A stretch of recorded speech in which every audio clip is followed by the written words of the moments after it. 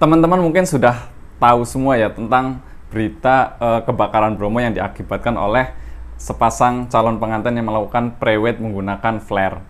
Nah, sekarang menuju babak selanjutnya, di mana pengacara dari pasangan tersebut menuntut balik pihak TNBTS karena tidak membuat larangan dan juga kebakaran itu atas kelalaian petugasnya. Kesel nggak? Kesel banget. Karena apa? Gara-gara flare tersebut, kebakaran Bromo itu sampai sekitar 500 hektar dan menimbulkan kerugian yang sangat banyak. Bahkan ada 2 desa yang krisis air bersih karena pipanya itu kebakar oleh kasus kebakaran Bromo tersebut. Kira-kira apa sih yang menjadi landasan kenapa?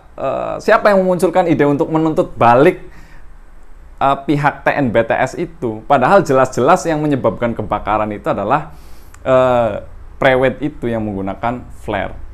Padahal sudah jelas-jelas lagi musim kemarau, angin kenceng gitu kan, masuk ke taman membawa flare.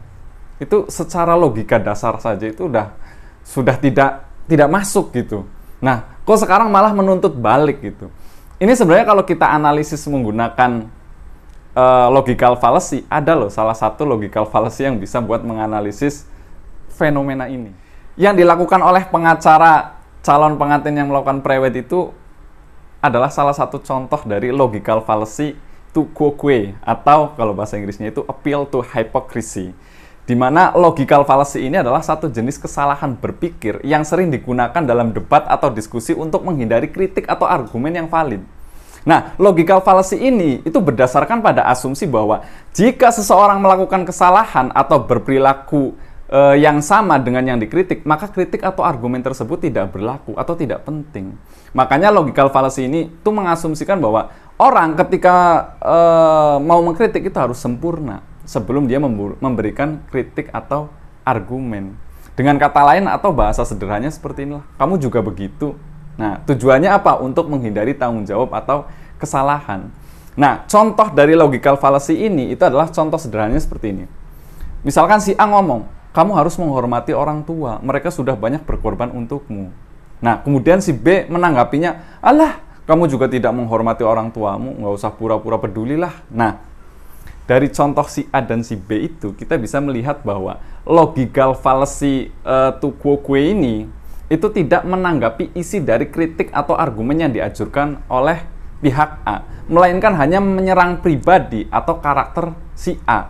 Nah, logical fallacy ini juga tidak mempertimbangkan bahwa pihak A mungkin sudah berubah, menyesal, atau memiliki alasan tertentu untuk melakukan kesalahan atau perilaku yang sama dengan yang dikritik. Nah, logical fallacy ini itu tidak memperhatikan bahwa pihak B itu tetap salah atau harus bertanggung jawab atas kesalahan atau perilaku yang dikritik itu. Dalam kasus ini, pengacara calon pengantin yang menggunakan flare untuk pre-wedding itu tidak mau mengakui bahwa tindakan kliennya itu telah menyebabkan kebakaran yang merusak ekosistem dan habitat tanaman di Savana Bromo.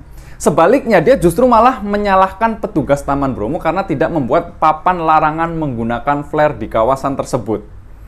Padahal, penggunaan flare di kawasan hutan dan lahan itu sudah jelas melanggar Undang-Undang Lingkungan Hidup, yaitu Peraturan Pemerintah Nomor 22 Tahun 2001 tentang penyelenggaraan perlindungan dan pengelolaan lingkungan hidup.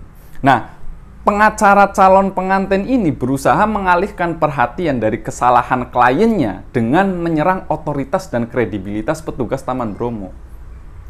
Logical fallacy ini jelas tidak valid ya, karena tidak menanggapi substansi dari argumen atau kritik yang diajukan, melainkan hanya mengandalkan ad hominem atau serangan pribadi, seperti yang saya bahas di video sebelumnya. Logical fallacy ini tidak relevan ya, karena tidak memperhitungkan konteks dan situasi yang berbeda antara kedua pihak. Makanya logical fallacy ini tuh bisa menimbulkan kesimpulan yang salah dan tidak adil karena mengabaikan fakta dan bukti yang ada. Ini sudah jelas cacat logika ketika sudah jelas-jelas kebakaran di Bromo itu diakibatkan oleh flare dari pre-wedding itu, kemudian malah pengacaranya itu menyalahkan TNBTS itu atau petugas Bromo. Itu udah cacat logika. Itu kalau kita mau ngomongin secara logika. Gimana kalau kita ngomongin secara psikologis? Jadi gini teman-teman, secara psikologis ada 3 kesadaran atau 3 lapis kesadaran manusia. Yang pertama itu adalah kesadaran karena tidak tidur. Itu adalah kesadaran yang paling dasar bagi manusia, yaitu sadar karena tidak tidur. Nah, tingkat kesadaran ini adalah tingkat kesadaran yang paling dasar, yaitu kesiagaan seorang terhadap peristiwa-peristiwa yang terjadi pada lingkungan sekitarnya. Nah, kesadaran ini berkurang saat orang tidur, namun tidak sepenuhnya hilang ya. Karena apa? Saat tidur otak kita juga masih memproses informasi dan menyusun memori baru. Nah, kesadaran ini juga dapat terganggu oleh kondisi seperti koma, pingsan atau hipnosis ya. Atau hipnosis. Contohnya ini adalah kesadaran ketika misalkan kita sedang menonton TV, membaca buku, atau berbicara dengan teman. Itu adalah kesadaran dasar manusia, yaitu sadar atas apa yang dilihat, didengar, dan dirasakan saat itu. Kemudian, kesadaran yang kedua itu adalah mindfulness. Ini adalah tingkat kesadaran yang lebih tinggi, yaitu kesadaran akan pikiran, perasaan, sensasi tubuh yang dialami oleh seorang saat sekarang. Nah, mindfulness ini adalah kemampuan untuk mengamati dan menerima apa yang ada di dalam diri tanpa menilai atau bereaksi secara otomatis. Makanya, mindfulness ini dapat membantu seseorang untuk mengurangi stres, meningkatkan kesehatan mental, dan mengembangkan kebijaksanaan. Contohnya apa sih mindfulness ini? Mindfulness ini contohnya itu adalah kesadaran seperti ketika kita sedang meditasi, yoga, atau mungkin berjalan-jalan di taman ya. Jadi kita berfokus pada napas kita, gerakan tubuh kita, dan sensasi alam yang kita rasakan saat itu.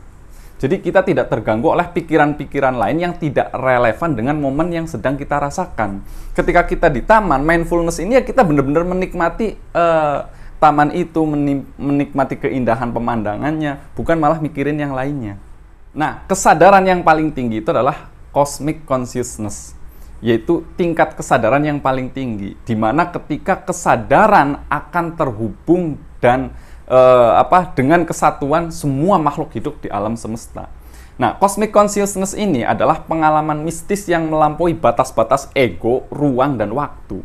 Makanya kesadaran kosmik ini dapat memberikan seorang rasa damai, sukacita, cinta yang tak terhingga gitu. Contohnya apa sih? Contohnya itu adalah ketika kita merasakan bahwa kita adalah bagian dari sesuatu yang lebih besar dari diri kita sendiri, yaitu alam semesta.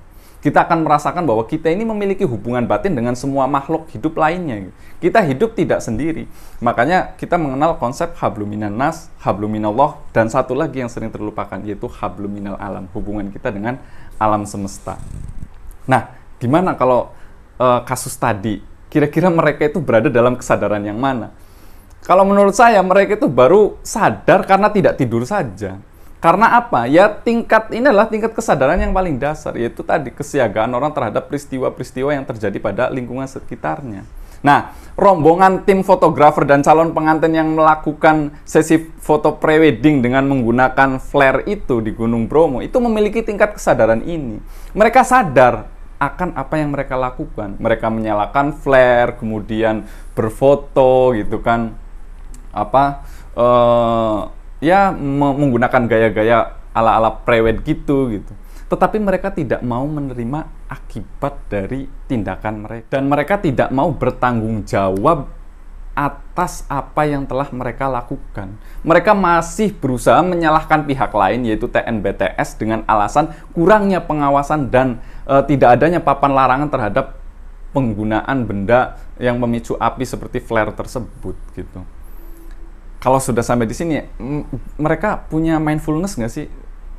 Saya kira mereka tidak memiliki kesadaran ini ya, kesadaran mindfulness. Kenapa? Karena dalam kasus ini, rombongan tim fotografer dan calon pengantin yang mengadakan sesi foto prewedding di Bromo ini tidak memiliki tingkat kesadaran ini. Karena apa? Mereka tidak mengamati dan menerima apa yang ada dalam diri mereka tanpa menilai atau bereaksi secara otomatis. Bahkan ketika kebakaran sudah terjadi, mereka tetap santuy-santuy saja kan melihat hasil fotonya gitu, cuek gitu.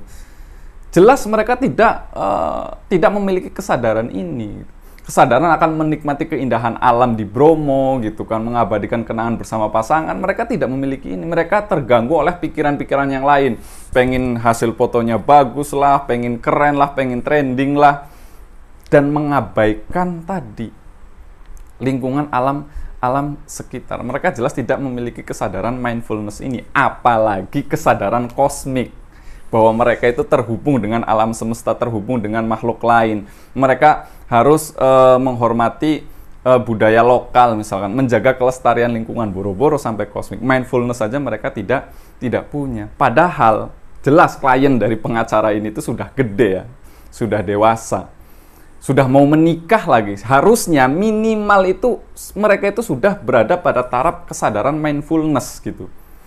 Jangan-jangan kalau mereka sampai nanti nikah kemudian belum juga sampai memiliki kesadaran mindfulness ini, jangan-jangan ketika nanti rumah tangga mereka ribut, mereka menyalahkannya penghulunya, menyalahkan KUA-nya misalkan.